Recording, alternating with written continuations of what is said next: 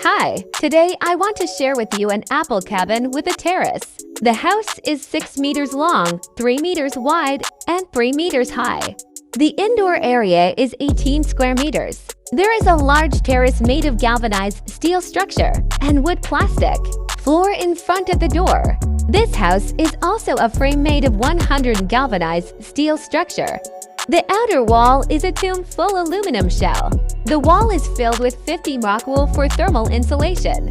The front has a full face of insulating glass wall and sliding door. On the left, we put a 1.5 meters bed as a rest area, 3-person sofa and tea table on the right.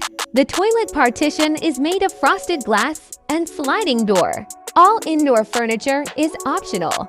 We use 7 bamboo wood fiberboard for interior wall decoration and ceiling.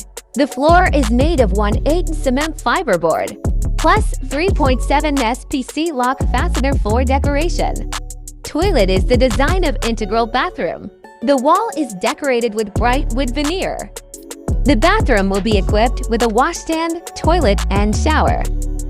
There is also a large ventilated aluminum window. Besides being designed as a homestay resident, it can also be converted into an exhibition hall or a shop.